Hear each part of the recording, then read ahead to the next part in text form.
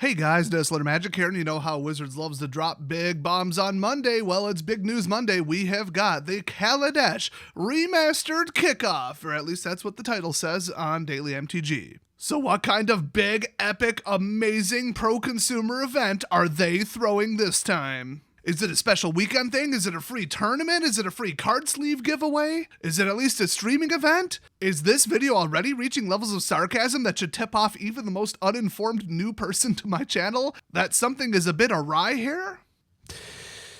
Yes. Let's read the announcement. I'm so excited. Kaladesh Remastered. Energy. Vehicles. Thopsters? So what you do, guys, is you take a Thopter, but you rebuild it to look like a lobster, and you get a Thopster.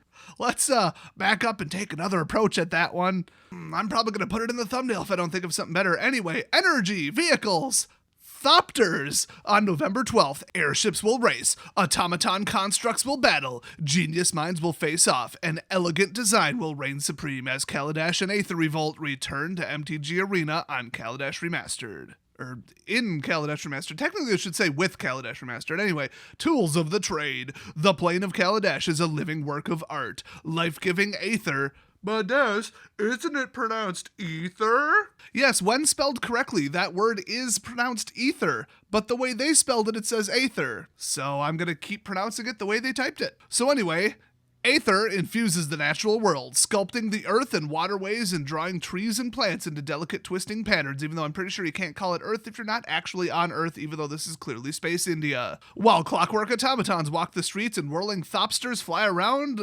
advertising specials at Red Lobster.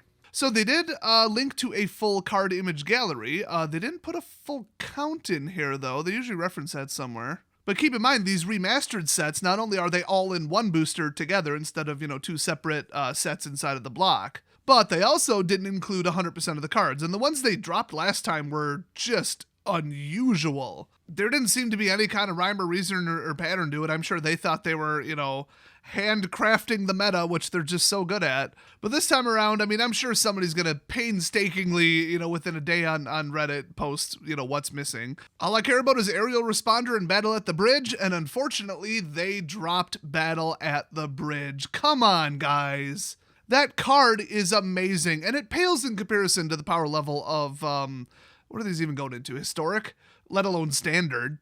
So, boy, that really pisses me off.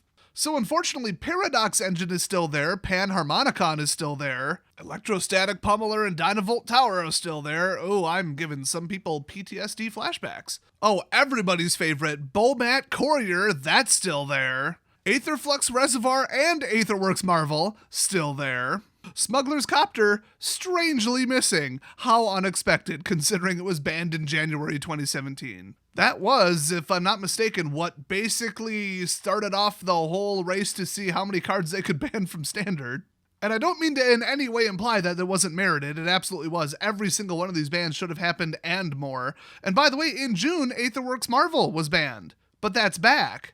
With more potential free casting sources, although, people were free casting Eldrazi, and we don't currently have Eldrazi. So, will they ban it from Historic when, BFZ Remastered or whatever, Zendikar, I don't know what they'll call it, whenever that drops? My guess is no, they're going to wait for it to break everything and then ban it, which, hello, Smuggler's Copter, you think that's a worse card than Aetherworks Marvel? Not on any planet is that true. So it was beyond idiotic to leave Aetherworks Marvel in. That is just dangerous and stupid. So what else? Let's see. Rogue Refiner, he's in the set.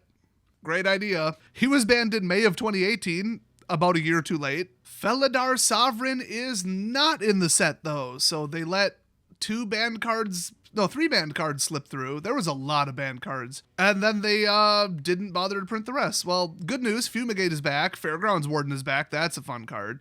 Cataclysmic Gear Hulk, depends on your definition of fun, but that one was kind of every other week was worth $30 or $5. It's a slight exaggeration, but it's not that far off. Attune with Aether, it was banned in January 2018. It's still in the set. So I'm thinking that they're thinking that in the context of Historic, that some things just shouldn't happen, like infinite cat combos, but energy is going to be probably honestly a second class thing because there's so much newer pushed power level broken stuff that's in Historic that it's like, why not just let it go? And they'll solve it later if it becomes a problem. And I mean, like, 6 months too late, like after the format's already been kicked in the balls even more than it already has. I'm surprised anybody still plays it, but then again, does anybody still play it? But hey, I mean, if you play something green and you enjoy historic, more power to you. Play whatever you want. Blossoming Defense is back. That's a 1-cost green counter spell. Let's just call it what it is. So you're getting some fun little treats back. I think there was like a really cool Hydra in here somewhere, and I don't know, Narnum Renegade was kind of cool. I like that card. I'm pretty sure there's a green mythic that I used to play with a lot that's not in there, but I don't remember the name.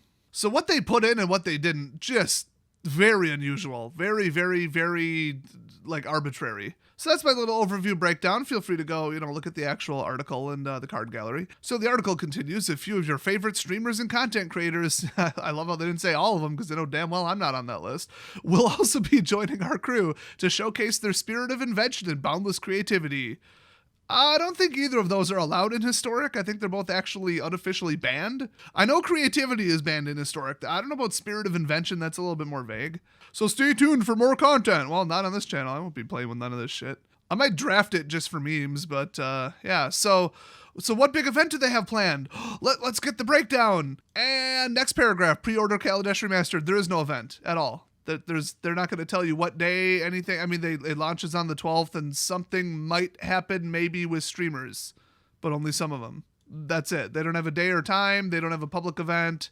It's like, hey, we did a thing. We made a thing. Go buy it and watch these people play with it. The end. No actual formal launch event included. Okay.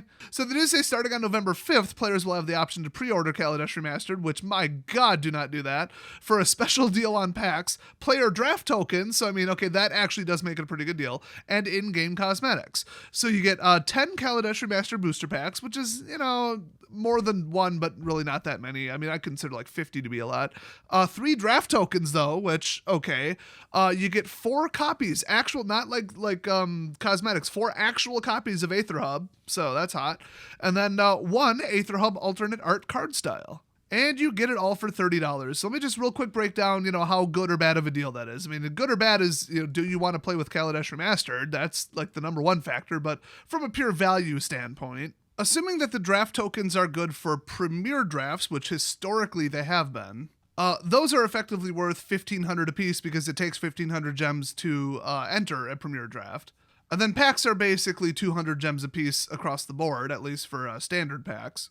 So with this being, let's be honest, $30, if you were to take $30 and just straight up buy gems, the $20 and the $10 pack, you would get 5,000 gems. If you were to buy this pre-order kit, you get 6,500 gems worth of products, so 1,500 over, which is, not that high of a percentage, honestly. It's an extra 30%. Oh boy. Not counting the cosmetics, of course, and the copies of Aether Hub. But if we were to go the other way and say for $30, how much US dollar currency worth of value am I getting? With rounding, it's $38.24, so an extra $8.24. And that's approximate. It depends if you went up to like the 50 pack of gems, and it all gets a little shaky. But so if you both play Historic and are really into drafting, I guess pre-order this. Otherwise, I mean, you're using 5,000 gems worth of money to get 4,500 gems worth of draft entries. Oh, and then you get 10 Kaladesh Remastered packs. But since, Kaladesh cards are only usable in Historic and, Historic Artisan and Historic Brawl and all these other weird things, if you're not into those, you're just overpaying for 3 drafts. And, God help you if you used your draft token accidentally to join a lower level draft, which I think last time I tried to do that, the game actually prevented me from doing. I think it was just like, hey, genius, go into one of the ones that cost double. So overall, I mean, I don't think it's a very good value. Not really. And the Historic meta, from what I've heard from other people, because I sure won't touch it, it's just goblins, elves, shrines, and like 2 or 3 other toxic unbeatable decks. That's all people play. And they're not even fun to play against. It's not just, it's not very diverse and mirror matches, whatever. It's like these decks are obnoxious to play against. They're not fun to play Magic with. So that's all I need to know to not touch it. So I don't see a reason to buy this at all. Also, there's no event. They literally titled the article Kaladesh Remastered Kickoff, and they're like, I don't know, some streamers will probably do something with it. Here, buy this. And then that's it. There is no event. Unless they forgot to put it in the article. I'd consult like the 9 different locations where you can find scheduled calendar events for Arena, but I have better things to do with my time. Maybe they should consolidate all the information in one place, one easy to read location, like, you know, in Arena, you know, like a little tab that says calendar of all events, the central hub for everything you could possibly want to know about what's coming in Arena while you're in Arena, without having to go to some garbage third-party who-knows website that has half the information. I mean, right now, if you want to know everything about anything that happens in Magic the Gathering, you have to, like, follow multiple Twitter accounts. You have to be on Twitter or other, I don't know, Instagram. I think they use that. Who uses that? In fact, to be perfectly honest, look at Twitter's stock price this month. Nobody's anywhere. People are fleeing these liberal hellholes like they're on fire, and they practically are. They're down like 90% new signups, and it's a joke. People are just so fed up with, you know, their idiot CEOs being dragged in front of Congress and then them just lying and pretending like they aren't ruining society and harboring extremist lunatics on both sides.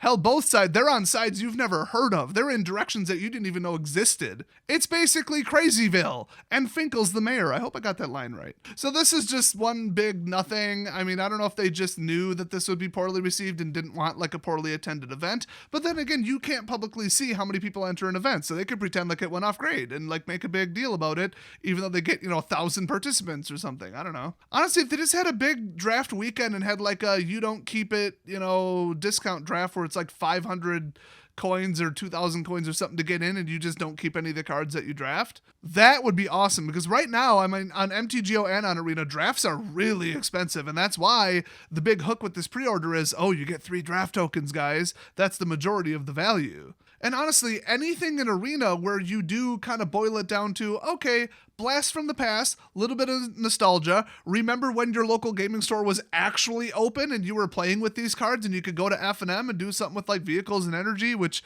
honestly the meta back then was miserable, but there was some fun to be had in the game if your F&M people kind of kept it real. If they kept the power level chill and didn't bring dickish decks, you know, I could see people wanting to go back to that for a week or a weekend or a special event, especially if they discount it or something like that, you know? So I don't think that they're not doing that. I just find it odd that they didn't, you know, mention it in the article. I mean, what I'm basically saying is I don't think they forgot to put a big launch weekend thing. I think they forgot to mention that sometime they basically have to do a Kaladesh draft. It has to happen eventually.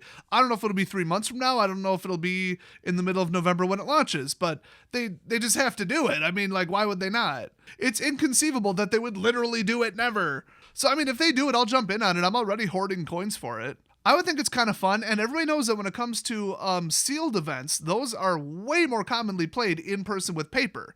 So it's like just to give people access to that and to do something much, much, much slowed down, lower power, more familiar from the past, more seemingly level-headed than the current standard meta, that they would throw that in and just be like, here, everybody enjoy this for a little bit. Wouldn't that be nice? So they've got to do it at some point. Even if they weren't planning it, they have to throw it on the schedule because, I mean, it literally just makes money and sells packs. Plus, it's just something to do. I mean, as soon as you limit it to only 2 sets and that's all people can play with, it's lower-powered, fun Magic. So whether they actually do like a pseudo-sealed event, which would be wonderful, or if they do some kind of draft, I mean, I'm up for either. And I think the vast majority of Arena players who have been playing the game since Kaladesh was first launched, like the game, you know, paper or otherwise, I think they're very interested too. So I'm looking forward to that. I might try to live stream it or at least get some footage of it or, you know, review it or do something with it. So I guess the silver lining is something's coming, but they're not gonna, you know, tell you what or when. So thanks for that, Wizards, and thanks for this total and utter non-launch. We can tell that you almost give a crap about this. So thanks for watching. Don't forget to get out and vote tomorrow if you're in America, and I will see you guys next video.